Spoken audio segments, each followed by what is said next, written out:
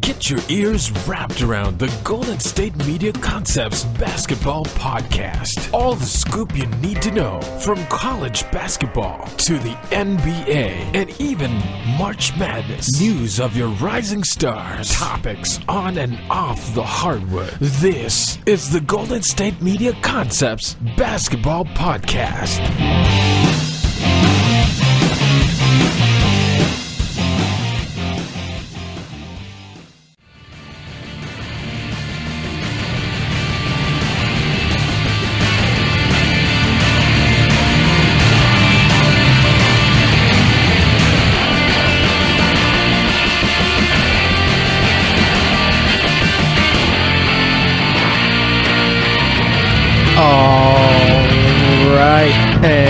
Welcome to the GSMC Basketball Podcast. This episode is brought to you by the GSMC Podcast Network, and I am your host, Jesse Tapia. All right, here we are. It's Friday, April 20th. Hope everyone's having a good day today. I know I am. So here's what we're talking about today. We're going to start off, okay, and obviously we got a lot to cover since we didn't get to talk about Wednesday's game since we recorded the Wednesday right before the game started. So we'll be doing that today. Also going to talk about Thursday's game. So it's basically going to be, we're going to talk about the Miami and Philly game for segment 1. Then for segment 2, we're going to be talking about the Cleveland and Indiana game on Wednesday, because I haven't been able to get my thoughts on that yet. All right, third segment, we're going to be talking about Thursday's games, and then the fourth segment, we'll go back to recapping Friday or to Wednesday's games, talking about Oklahoma City versus Utah. And then I think we have one Wednesday. Who else played? Houston versus Minnesota. So we'll be doing that for the fourth segment. Like I said, for yesterday's games besides Philly and Miami, we'll be saving those for the third segment. All right? So that's how it's going to go. I'm going to enjoy it. You're going to enjoy it. Everyone's going to enjoy it. All right? So let's just get into it right now. So like I said, we had Philly facing off with Miami for Game 3. First game in Miami. And Philly blows them out 128-108. For Philly, you had Dario Saric with 21 points. 4 assists, 7 rebounds, shot 7-17 from the field, 4-7 from a three-point line. Robert Covington finally realized that, you know what, I'm not shooting the ball well, so let me take the shots back a bit. He went 3 of 5 from the field, had 11 points, 4 assists, 1 rebound. Joel Embiid came back in this one, played 30 minutes. He had 23 points, 4 assists, 7 rebounds, shot 5-11 from the field, 3 of 4 from the three-point line. Ben Simmons, he had 19 points, 4 steals, 7 assists, 12 rebounds, shot 6 of 13 from the field. Ben Simmons actually took a 3 in this game. All right, can you believe that? I think it's the first 3 he's taken all season long. And I don't know, it's just kind of weird how good he is, but he just hasn't developed a jump shot at all. But nonetheless, there's that. JJ Redick went 4 of 9 from the field, 1 of 5 from the three-point line, had 10 points, 3 assists, and like I said, was 1 of 5 from the 3. Aaron Ilyasova had 8 points, 3 rebounds, shot 3 of 5, 2 of 3 from the three-point line. Markelle Fultz only got 4 minutes in this one, didn't take a shot, did have a rebound though and an assist, so that helps there. It was actually a -9 when he was on. How are you a -9 when you play 4 minutes? That is something. All right, I would just say that is something. We had Marco Bellinelli, who played 33 minutes, and this one was a +20. Had 21 points, 5 assists, 4 rebounds, shot 7 of 13 from the field, 4 of 8 from the three-point line. All right, let's see how those Miami Heat players did. James Johnson, 12 points, 2 blocks, 5 assists, 7 rebounds, shot 4 of 9 from the field, 2 of 3 from the three-point line. Josh Richardson had 14 points, 2 steals, 1 rebound. All right, shot 5 of 9 from the field, 4 of 7 from the three-point line. Hassan Whiteside seems to have gotten frustrated with his role, and we'll talk more about it right after this, but, I mean, dude only played 13 minutes, 1 of 1 from the field, 5 points, did have 2 rebounds, so that's that. Goran Dragic had 23 points, 8 assists, shot 8 of 13 from the field, 1 of 5 from the three-point line. Tyler Johnson hurt his thumb in this game, so only played 17 minutes, was 4 of 4 from the field, 2 of 2 from the three-point line, had 10 points. Then on the bench, off the bench, I should say, you had Kelly Olynyk with 9 points, 3 blocks, 5 assists, 3 rebounds. Shot 2 of 6 from the field, 2 of 5 from the three-point line. Justice Winslow had 19 points, 10 rebounds, shot 4 of 11 from the field, 4 of 6 from the three-point line. Winslow actually played pretty well in this one. Right? It just kind of stinks the fact that, I mean, given as well as he played, they couldn't get the win here. All right, then you had, let's see, anyone else do anything really? I mean, Bam Adebayo had 5 points, 5 rebounds, shot 2 of 3 from the field. Wayne Ellington couldn't get anything going, had 3 points, 1 of 5 from the field, 1 of 4 from the three-point line. And then Dwayne Wade, coming off of his, 28-point performance on the Game 2 against Philly, had 8 points, 4 turnovers, 5 assists, 2 rebounds, shot 2 of 10 from the field, 0 of 1 from the three-point line. Like I said, I mean, the Heat lost this one 128 to 108. Heat were close throughout, all right? Even after the third quarter, it was a close game. And, I mean, I don't know what happened in the fourth quarter here. Just Miami, I have no clue. I have no answers for you, all right? Miami only scored 14 points in the third quarter. They gave up 32 to Philly in that fourth, okay? And with Miami, I mean, I feel like their biggest problem is that their best player is not a shot creator or anything like that. And I'm not even sure who their best player is. Is it Dragic? Is it Whiteside? I mean, hasn't looked like Whiteside. It's got to be Dragic, right? And that's one thing Miami is missing, is that guy who can go out and create his own shot, all right? Go out and get some points when he needs to, all right? All these players on Miami are all pretty much dependent on the guy next to him. They need an extra pass to be made in order for them to have a good chance to score. All right, you don't really have anyone on this team that can go out and get their own shot. Josh Richardson is probably Dwayne Wade is actually the only one who can go out and do that. But it's pretty much like, yeah, well, Dwayne Wade's practically 40 years old already, or at least he plays like it. All right, you're only going to get that 28-point performance so often. All right, and I hope Miami wasn't really expecting that to happen every game this series, because, I mean, the guy goes 28 points one game. Next game, he only puts up 10 and shoots. Right, so he put up 8 and shot 2 of 10. All right, so with Miami, I mean, they do still have a chance in this series. That's no doubt. All right, but I compare them to a team like Boston normally, okay? Both teams have great coaches. Both teams have solid players. Okay, and both teams need that one player to go out and get his own shot and score. It's just Boston does have one, Philly does, or Miami doesn't. All right, with Boston, I mean, I know he's hurt now, but Kyrie Irving is that guy who could go out and pretty much get whatever shot he needs. All right, Gordon Hayward is a guy who could do that too. And then you got Jason Tatum, who, I mean, with both of those guys out, has been able to do that along with Jaylen Brown. So they have multiple options there. Miami doesn't really have that guy on their team. They don't have a Kyrie Irving type player. They don't have a Jaylen Brown type player. They don't have a Jason Tatum type player. All right?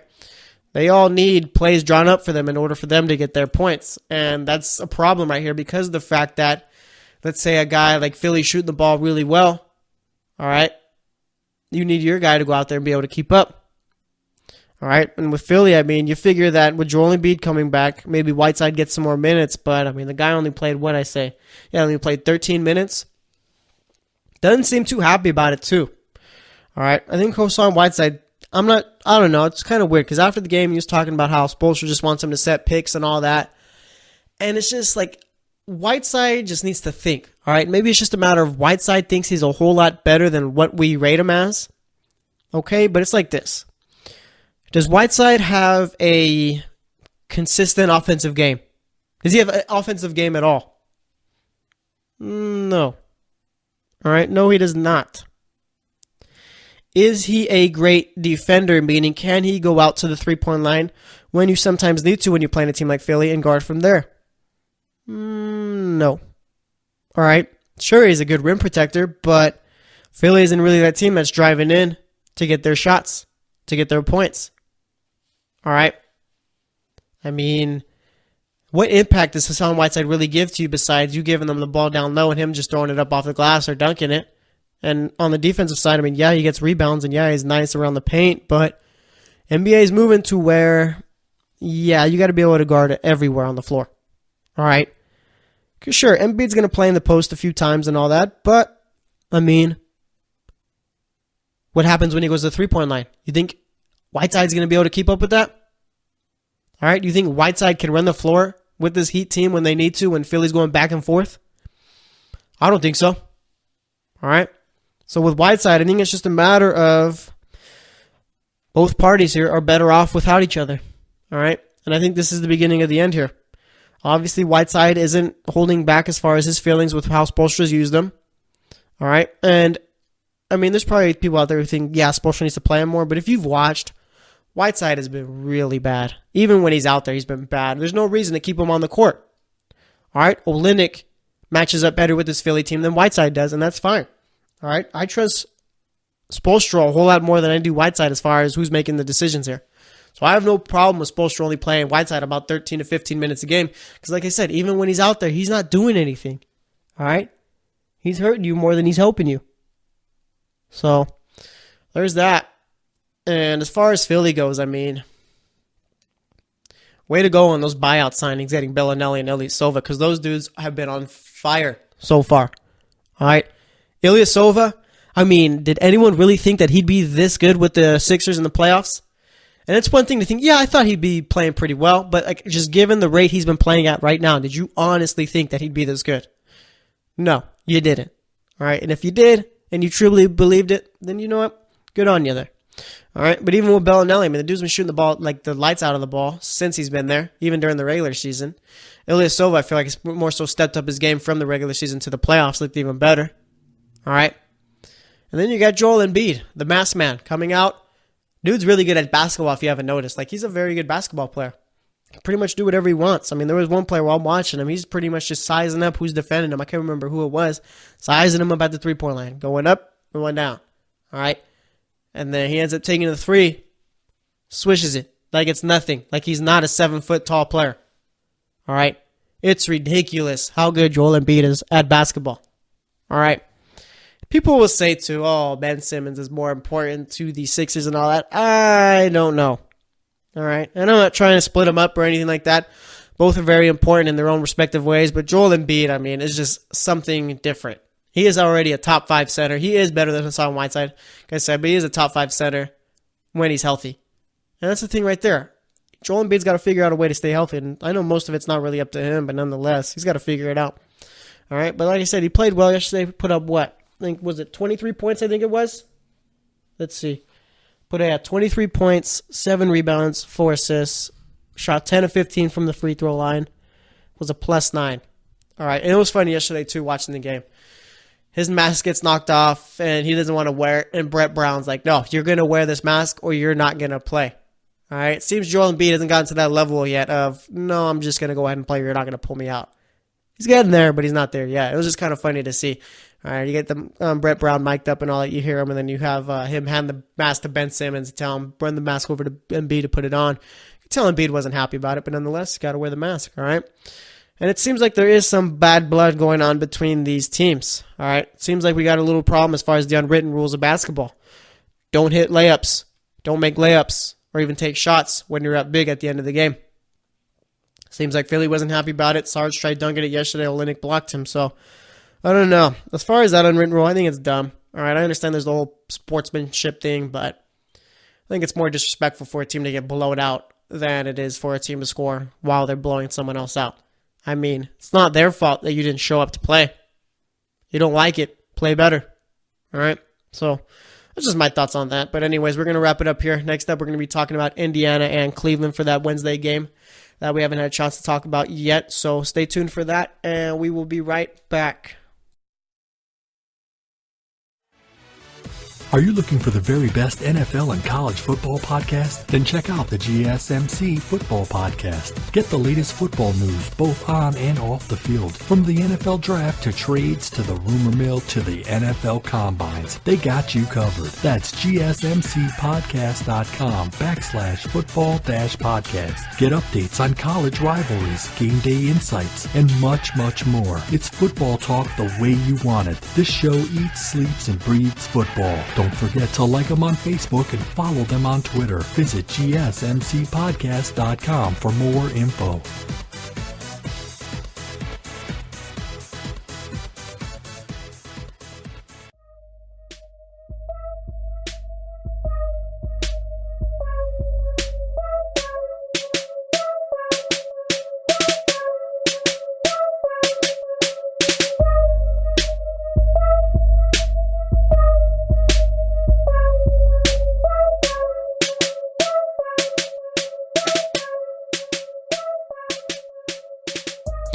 All right, and welcome back to the GSMC Basketball Podcast. Spent that first segment talking about the Philly-Miami game, Game 3. All right, Philly ended up winning that one 128-108, I think it was. Something like that. Nonetheless, Miami got blown out. Kept it close for most of the game. It's just once the fourth quarter came, they really had no chance. So I'm not ready to give up on the Heat yet. Like I said, I picked them to win this series. I'm going to stick with that. If they get Game 4, then, it's a brand new series, so just got to get that done. So we'll see about it. But nonetheless, all right, of course, we recorded this on Wednesday, but before the games of that night were played, so we're going to talk about those too. All right, we're going to spend this segment on one of them, and we're going to be talking about the Indiana versus Cleveland game. So let's do it. All right, so like I said, it was Game 2 in Cleveland, and Cleveland won this one 100-97. For the Pacers, you had Thaddeus Young, who had 8 points, 3 steals, 6 rebounds, shot 4-6 from the field.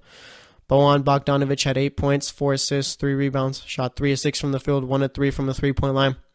Miles Turner had 18 points, 5 rebounds, 7 of 12 shooting, hit 1 3, 3 of 4 from the free throw line. Darren Collison played pretty well in this one, had 16 points, 6 assists, 5 rebounds, shot 7 of 11 from the field, 2 of 4 from a three-point line. And those 2 threes, came late in the fourth quarter, and they were very clutch, right? Kept the Pacers in it, gave them a chance to win it, but nonetheless, they just couldn't get it done. Victor Oladipo had 22 points, 6 assists, 3 rebounds, shot 9 of 18 from the field, 2 of 8 from the three-point line. Off the bench, you had Domantas Sabonis, who didn't really play well at all. Had 6 points, 5 rebounds, shot 2 of 8 from the field, 0 of 2 from the three-point line. Corey Joseph had 6 points also. 2 rebounds, shot 3 of 6 there. 0 of 2 from the three-point line. And then for Lance Stevenson, he had 10 points, 4 turnovers, 3 assists, 4 rebounds, shot 5 of 9. So a classic Lance Stevenson game there. All right. Then over on Cleveland's side of the ball, we had LeBron James. All right. Turns out that LeBron guy is a pretty good basketball player. He had 46 points, 5 assists, 12 rebounds, 2 steals, shot 17 of 24 from the field, 2 of 5 from the three-point line, went 12 of 13 from the free throw line there. All right. Rest of the Cavs team didn't really play well at all. Kevin Love had 15 points, 8 rebounds, shot 5 of 16 from the field, 2 of 6 from the three-point line. Ended up hurting his hand towards the end of the game. Nonetheless, though, it looks like he will be able to play tonight against Indiana in Game 3. So, it should be good there. But it's just, the guy didn't really play well at all in Game 2. Then we had George Hill, who had 6 points, fouled out, had 3 assists, shot 2 of 3 from the field. Hit 1 3 in this one. Kyle Korver got to start, 12 points, 1 steal, 1 assist, 3 rebounds, shot 4 of 8 from the field. All those came from the three-point line there.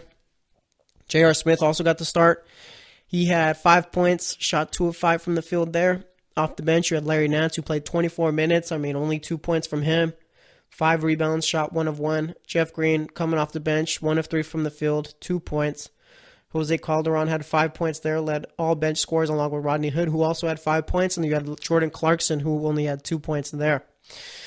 So, if you're paying attention to it, and no Chetty Osman or Tristan Thompson in this one either, both sat due to coach's decision. All right, but if you paid attention to the stats I just read you, all right, no one besides LeBron on the Cavs really played well. All right, no one. Kevin Love had what? Like I said, 15 points, shot 5 of 16. That's not great. All right, it was only a +4 in that one. Did have 8 rebounds though, so I guess that works. But it's just you need these other guys to step up. All right. And with the Cavs, it's a matter of, look at it this way. Okay, they won Game 2. LeBron put up 46. All right, but look at it this way. They only won by 3. They only won by 3 points. LeBron puts up a monster game, okay, and that only gets you 3 points, the 3-point win. Let's say LeBron scores 36, okay, 12 rebounds, 5 assists. They lose by 7. All right. That's not great. I know this masks a lot of the problems that they've had because of the fact that they won. But what are the chances LeBron puts up 46 tonight? What's the chances LeBron puts up 46 every night? All right. The Cavs are really going to need these other players to step up if they want to have any chance as far as getting out of the series and making it to the finals. Because this isn't going to fly with Toronto, I'll tell you that much. All right, and if you expect it to fly with Boston or Philly, you are extremely mistaken if they end up making it to the Eastern Conference Finals. Okay? Cleveland's got to figure out a way to get these guys not just more involved, but efficient. I mean, Kevin Love's out here taking 16 shots, which is a plus, but he's only hitting 5 of them. All right, Jordan Clarkson, Rodney Hood, George Hill. All right, let's see, they combined for, let's see, Hill took 3 shots, 7 shots, 12 shots taken. They went 4 of 12. Or actually 5 of 12, actually. All right. 1 of 3 from the three-point line. 2 of 3 from the three-point line. Not great. Okay. And then combined for, let's see, 13 points. All right. I figured that, I mean, all the talk was after when Cleveland got these guys, they beat the Thunder and Celtics, Cleveland was back. They're a better team. I've always said that I didn't think so. All right. I don't really see a difference between this team and the team before that, rather than maybe the team before that got traded had playoff experience. All right. J.R. Smith taking a step back. Korver's still playing all right. Kevin Love is, I don't know, finding his shot in the playoffs so far. Jeff Green is off and on. I mean, what else you got? All right. Jordan Clarkson, Hood, and Hill aren't playing well. Even Larry Nance. Larry Nance played 24 minutes, only had 5 rebounds and 2 points. That's not great. So they really got to figure it out there, else they're in big trouble. And then as far as the Pacers go, I mean, you can't be too mad as far as this loss goes. Pretty much. I mean, you played poorly, like about as poorly as you could play. Ended up only losing by 3. So, I mean, that's the silver lining there. And as far as both these teams go, I mean, it's going to be tough for the Cavs to win tonight in Indiana. All right. I mean, Indiana's favored in that game for a reason. The Cavs haven't looked good. And it's just like, I mean, what happens to the Cavs if they end up losing in this first round? This could be the beginning of the end if they do end up losing. LeBron's not coming back if they lose first round. That's no doubt. All right, and even then, so I mean, LeBron doesn't seem like he wants to play on a team where he's gonna have to carry him. That's not how you extend your career. That's why Houston, LA, and Philly makes more sense to LeBron to go to rather than Cleveland. You go to Cleveland, you're gonna have to carry those guys with you. You go to Philly, you got Embiid and Simmons. You go to Houston, you got Paul and Harden. All right, you go to LA, you're probably gonna bring Paul George with you. You got Brandon Ingram. All right. I mean, it's just a matter of you stay in Cleveland, you're going to have to be carrying this team all around. Is that really what he wants to do? I doubt it. All right. And I mean, as far as these two teams go, I mean, with the way they're looking, if I'm Toronto, I'm happy. I'm 2-0 up on my series. We're playing well, even with Kyle Lowry not playing well at all. All right. I see Cleveland or Indiana in the round 2. I'm more scared of Indiana than I am Cleveland. Actually, I don't know, because LeBron James has pretty much been the boogeyman for the Toronto Raptors, but I don't know. We'll end up seeing what happens here. I'm very curious to see how Cleveland plays in Game 3 tonight. All right, that is going to tell us all we need to know. If LeBron goes out, plays well, but Kevin Love, all those other guys aren't really getting shots up or scoring points, I don't really see Cleveland winning.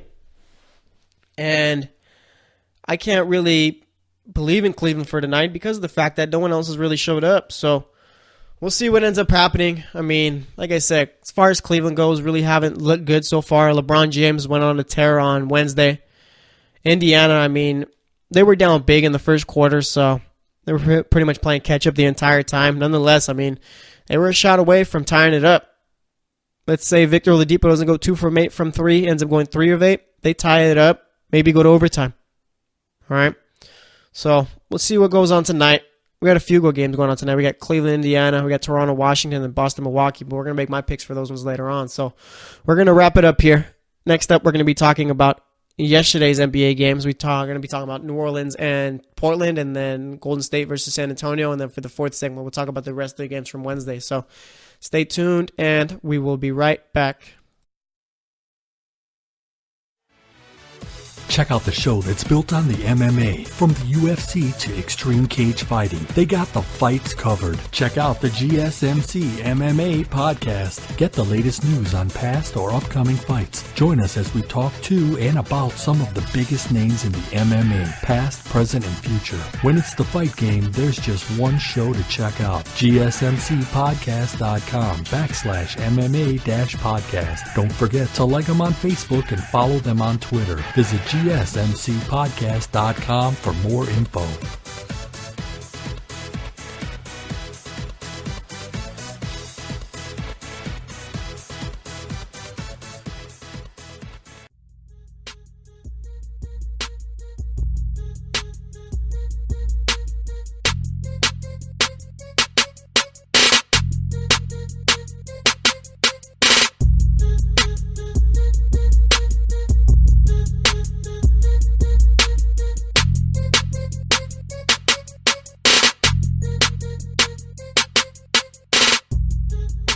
All right, and welcome back to the GSMC Basketball Podcast. So far today, we've talked about Game 2 between Indiana and Cleveland, and then Game 3 between Miami and Philly.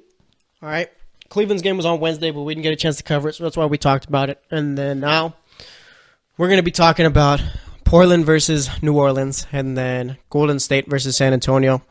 And then for the fourth segment, we'll be talking Utah versus Oklahoma City, and then Minnesota versus Houston. So let's just get right into it. All right, like I said, we have Portland facing off with New Orleans. Portland's already down 3-0. This is Game 3 in New Orleans, and it's a must-win pretty much, right? Right. All right, and you figure Portland's going to show up and play well, right? Right. You figure Damian Lillard's going to play a whole lot better than he's done, right? Sure. But sure enough, I mean, none of that happened. New Orleans ended up beating them by 17. They ended up winning 119-102. For Portland, you had Al-Farouq Aminu with 21 points, 8 rebounds, shot 8 of 15 from the field, 3 of 8 from the three-point line. Mo Harkless got the start in this one, shot 2 of 8 from the field, 1 of 5, had 4 assists, 5 points. Joseph Nurkic struggled in this one, 2 of 7 from the field, 7 rebounds, 5 points. Damian Lillard has pretty much been missing this entire series. I mean, no clue what happened to the guy, but he just hasn't played well at all. All right. He shot 5 of 14 from the field, 3 of 9 from the three-point line, had 20 points, 8 turnovers, only 2 assists, 3 rebounds. All right. Not great, right? Right. CJ McCollum played well, though. I mean, he shot 9 of 16 from the field, 2 of 5 from the three-point line, 1 rebound, 3 assists, only he had 4 turnovers, 1 steal. He had 22 points, but I mean, it's not as bad as what Lillard did. So, yeah, McCollum had a pretty decent game, actually, so I can't knock him there. And then off the bench, you had Zach Collins with 6 points. Let's see, he had 4 rebounds, shot 2 of 5 there. Miles Leonard had 8 points, 4 rebounds, shot 4 of 4. And then you had Shabazz Napier with 5 points there. All right, not great from the Trailblazers there. And then we had over in New Orleans for the Pelicans, Mirotic, Nikolai, all right, 30 points. 3 steals, 8 rebounds, 12 of 15 shooting, 4 of 6 from the three-point line. Dude has been lights out so far in the playoffs, all right? The Blazers simply just don't have an answer for him, or they're just completely neglecting him, so we'll see. But nonetheless, like I said, the dude was a monster yesterday. Anthony Davis had 28 points, 3 steals, 2 assists, 11 rebounds, shot 11 of 18 from the field, 0 of 2 from a three-point line. So I guess we can say that Mirotic outplayed Anthony Davis yesterday. I mean, was more efficient shooting, hit 4 more threes. Let's see, he had 3 rebounds less.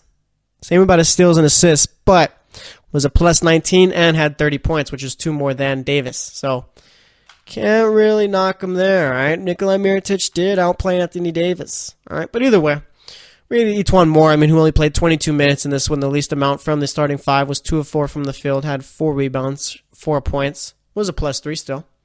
Rajon Rondo had 16 points, 2 steals, 11 assists, 5 rebounds, shot 7 of 12 from the field, did hit a 3 in this one. Rondo in the playoffs has been absolutely ridiculous. All right.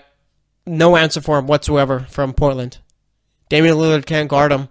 And this just seems like Rondo gets smarter as the playoffs get here. Drew Holiday, top 10 player at point guard or shooting guard, didn't matter to me. Had 16 points, 7 assists, 3 rebounds, shot 7 of 14 from the field, 2 of 3 from a three-point line. And then off the bench, you had Solomon Hill with 4 points in that one. Jordan Crawford had 5 points. And then you had Ian Clark with 7 points, shot 3-7 from the field. Played 27 minutes in this one. So figure you got a lot of Etuan Moore's minutes there. All right. And like I said, the Pelicans won this one 119-102. I mean, Portland looked strong all season. Like, I guess right up until the end of the regular season where they went on a bit of a bad streak. All right, but nonetheless, I mean, they played well. You figure that with the way they were playing, they were the third best team in the East. Damian Lillard probably going to end up be a first-team All-Pro this season. Had his name brought up in the MVP conversation for a bit. Obviously, he was never going to win it, but nonetheless, you knew that he was playing well this season. All right? And you figured that was going to transfer over to the playoffs, and it just simply hasn't. The guy hasn't looked good at all. I'm not really sure, like, what's going on. Maybe if it's just playoff jitters. Maybe he's thinking about his rap career. Who knows? All right? But the guy hasn't looked good at all. And obviously, what that means for Portland is you're not going to win games. If your best player isn't showing up, you have no chance whatsoever. All right? Like, at all. McCollum's actually played well. But the fact is, he can't do it on his own. All right? This Portland team needs to be led by Damian Lillard, and they're just not being led. He's not doing anything. All right? This Portland team reminds me of the Wizards. Got a lot of talent, but it's just they're not getting the job done. All right? And I said with the Wizards, they might just need to blow it up. Is that what the Trailblazers need to do? Is it time for Portland to blow it up? Because of the fact that, I mean, we got Lillard, we got McCollum. All right, you got everyone else. Well, like, have they progressed at all the last few years? If anything, their team with Lillard, Wesley Matthews, Batum, and Aldridge was a whole lot better than this team.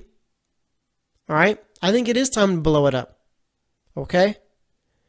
And maybe I might be overreacting here a bit, but it's just like, what have they done to progress the last few years? They make the playoffs seemingly more times than not, but do they ever do anything? No. Usually a first round or second round exit at the most. I mean, is that really what you want there? That's what the Atlanta Hawks did for a few years, and now they're rebuilding. So, I'm not sure. If I'm Portland, I do look into getting rid of a guy like Damian Lillard, trading him possibly. But it's just a matter of, I mean, I don't know. Maybe they're just missing one player, and that's what it is. But if Lillard can't even show up in the playoffs, then there's no success here at all. So there's that. And, I mean, it's not just all on Portland playing so bad, and that's why they're losing. Fact of the matter is, New Orleans looks very good. All right. Almost a little too good here. Almost to the point where maybe we need to have the conversation of maybe they could scare the Warriors in the second round, possibly. Maybe. I'm not saying we need to, but I'm saying it might come up. All right? I mean, just with the way they've played, I mean, they've gotten pretty much great minutes and great production out of 4 out of their starting 5 players, and even then, so Etuan Moore is still doing a job that it works. Davis is playing like the player he is. Mirotic is pretty much playing like no one could stop him, as we've seen. Rondo is playing like the seasoned vet that he is in the playoffs. I mean, it's just ridiculous how well he turns it on once the playoffs get here. The dude's playing as if he was playing with the Celtics again. All right?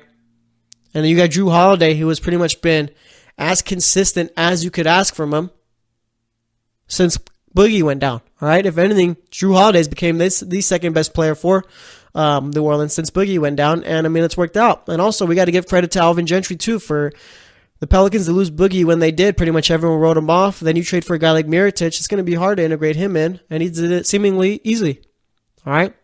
So with the Pelicans, I mean, I'm not saying they're going to be beating a team like Golden State, but they are playing extremely well. Probably could get a game or two. So we'll see.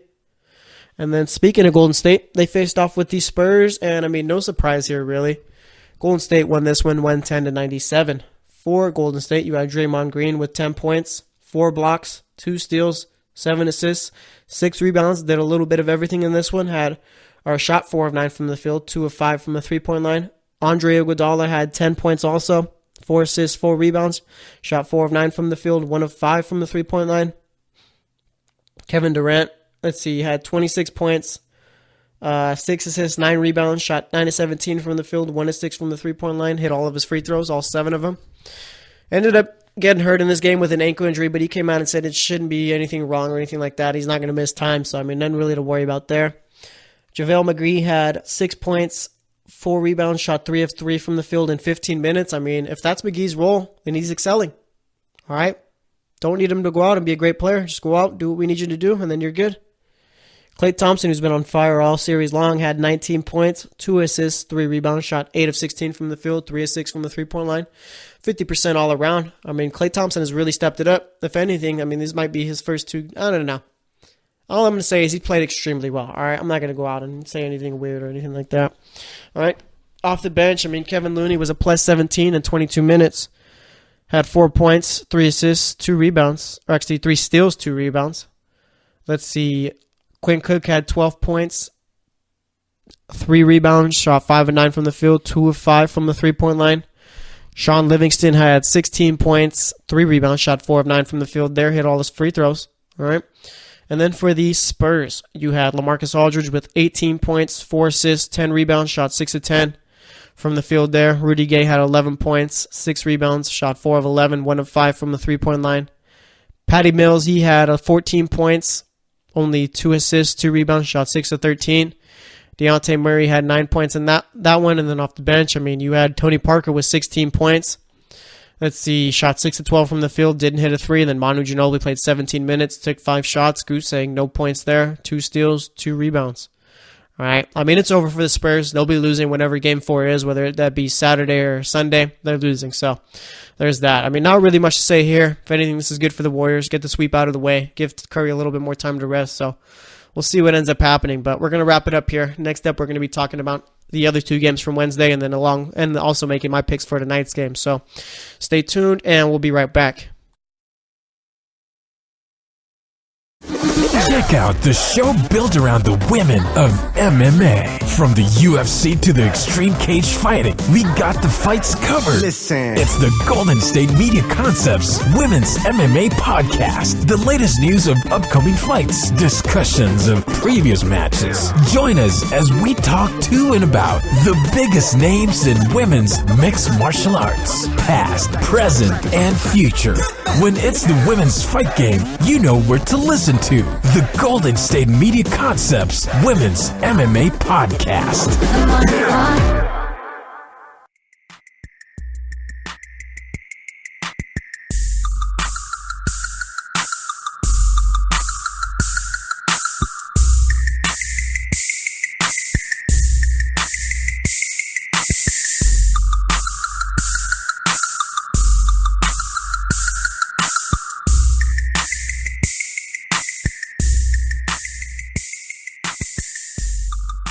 All right, and welcome back to the GSMC Basketball Podcast. This is the final segment of the show. All right, so far today, we just pretty much been covering the NBA games since Wednesday. All right, we talked Philly versus Miami for the first segment, Cleveland versus Indiana, their game 2 for the second segment, and then for the third segment, we just talked Portland versus New Orleans, and then Golden State versus San Antonio. So obviously that means for this segment, we're going to be talking Utah versus Oklahoma City, and what was the other one? Oh, yeah, Houston versus Minnesota. Houston versus Minnesota, for it being a series containing a 1 seed matchup, I feel like we're not just really paying attention to it enough. I feel like we've more so paid attention to the Indiana-Cleveland series, obviously. I feel like New Orleans versus Portland's been one we've been paying a lot of attention to. Philly versus Miami is probably the one everyone's been watching. The Milwaukee-Boston, surprisingly, has been one where I feel like on Twitter and stuff, more people are talking about it rather than, like I said, Houston versus Minnesota, or maybe I'm just not paying attention to it enough.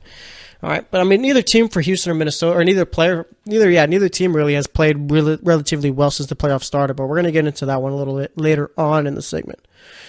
For this one, we're going to be starting off with Utah versus Oklahoma City, so let's do that. All right, so like I said, it was game 2.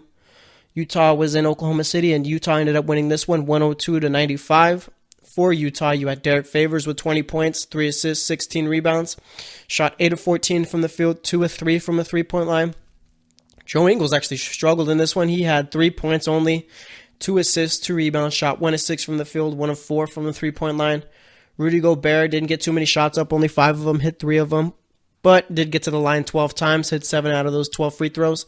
Finished off with 13 points, 3 blocks, 2 steals, 3 assists, 15 rebounds. So pretty solid game all around for Rudy Gobert there.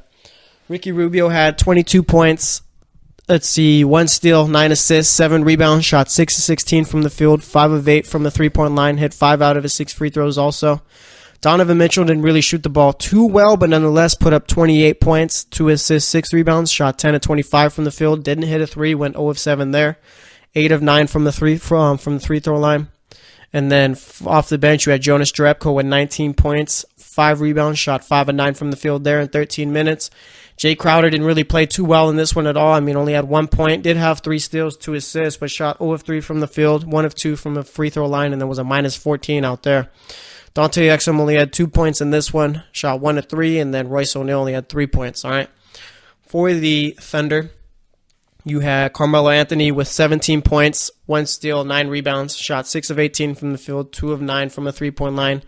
Not a great shooting night there, obviously. Corey Brewer had 11 points there, 3 steals, 2 assists, shot 4 of 8, 1 of 3 from the three-point line. Paul George had, 18 points, 10 rebounds, shot 6 of 21 from the field, 4 of 12 from the three-point line. Steven Adams had 9 points in this one, 7 rebounds, shot 4 of 5.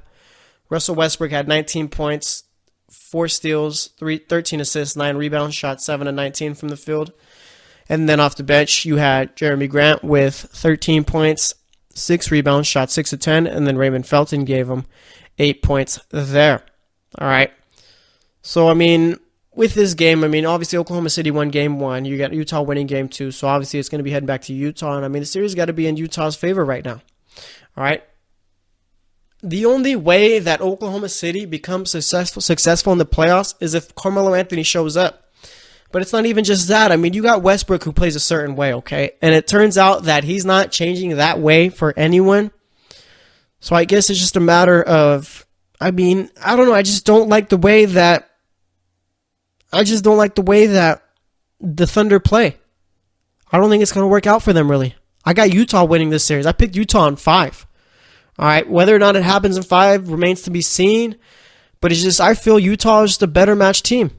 All right, with Melo, I mean, you having him go 6 for 18, 5 for, I can't remember what his first game stats were. I think like 5 for 14, I think, or something like that.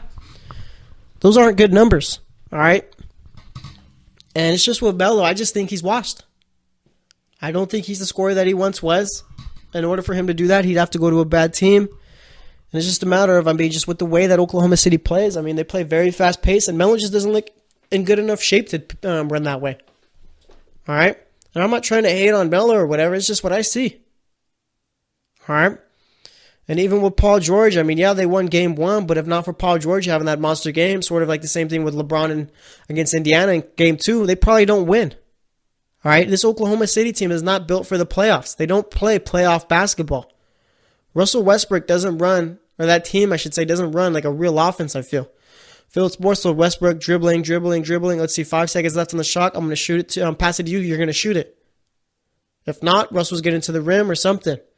All right, and I'm not trying to be like, oh yeah, Russell stat pads that way. I mean, you can't knock a guy for pretty much playing as hard as you can, but it's just a matter of there's no fluidness to this offense. All right, it seems kind of forced. It seems kind of out of whack. All right, it just doesn't look good to me. So, I mean, in order for Oklahoma City to pretty much get out of this series and maybe have a chance against Houston or Golden State or whoever they're playing, they got to pretty much get Melo, not more involved, but more efficient. Everyone's got to be more efficient. I mean, Westbrook going 7 for 19 is not going to help you. Paul George going 6 for 21 is not going to help you. And Melo going 6 of 18 isn't going to help you. All right? Melo shot 33% from the field there. Paul George was 28%. And then you got Westbrook, who was 37% from the field.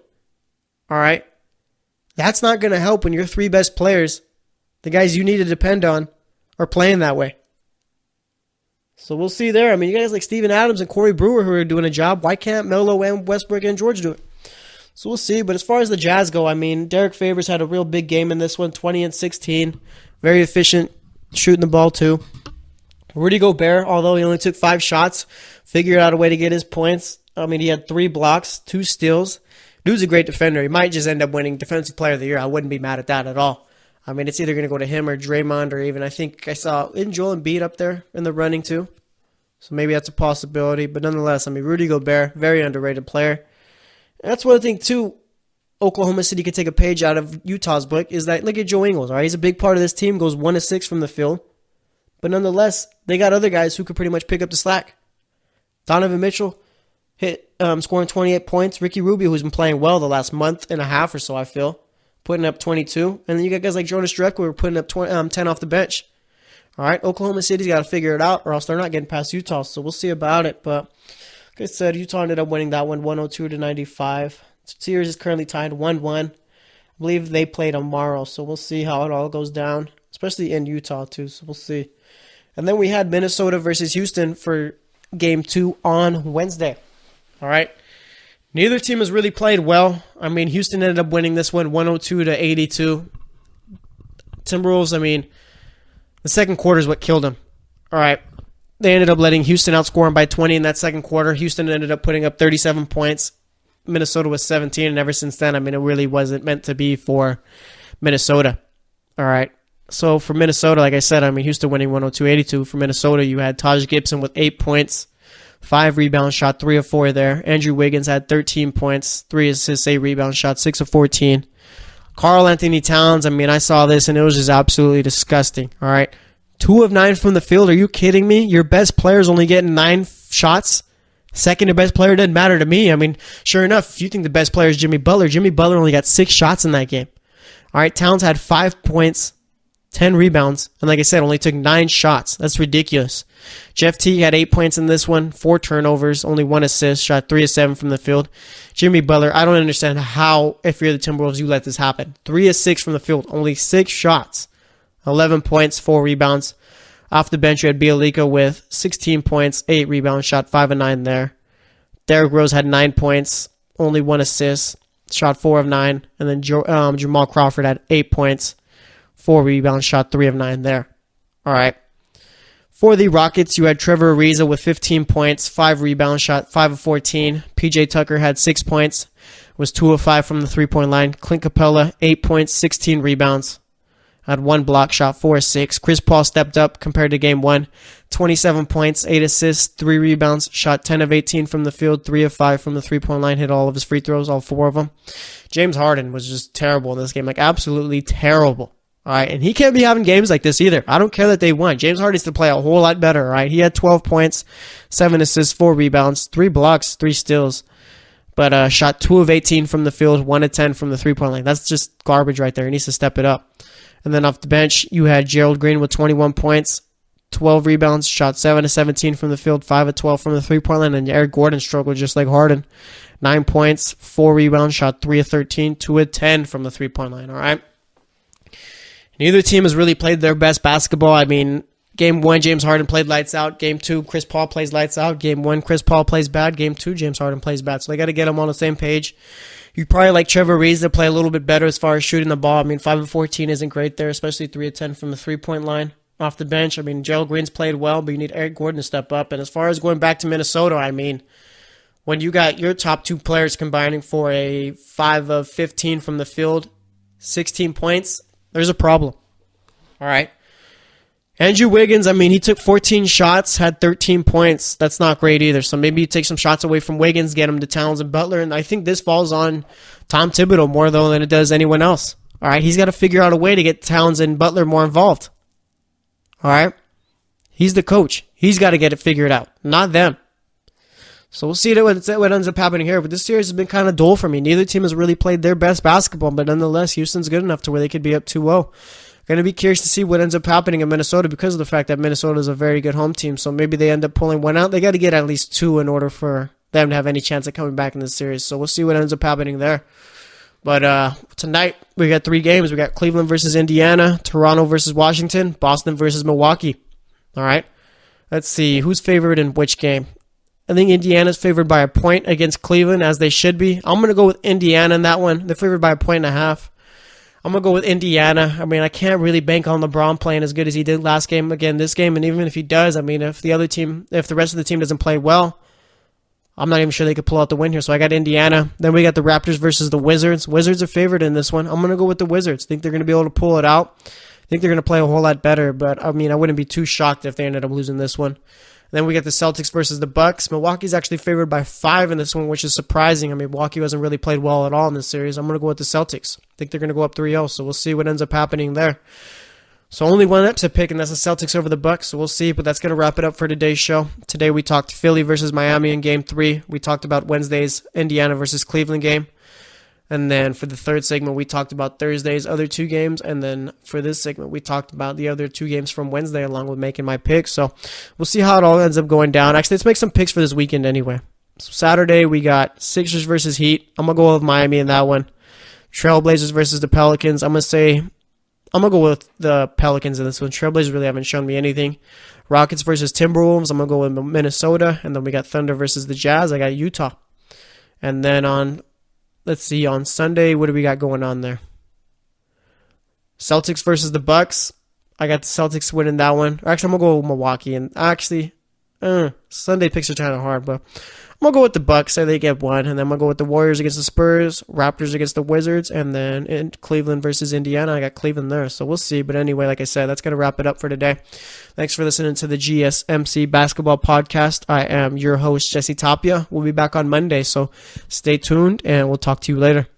You've been listening to the Golden State Media Concepts Basketball Podcast, part of the Golden State Media Concepts Podcast Network. You can find this show and others like it at www.gsmcpodcast.com. Download our podcast on iTunes, Stitcher, SoundCloud, and Google Play. Just type in GSMC to find all the shows from the Golden State Media Concepts Podcast Network, from movies to music, from sports to entertainment, and even weird news. You can also follow us on Twitter and on Facebook. Thank you, and we hope you have enjoyed today's program.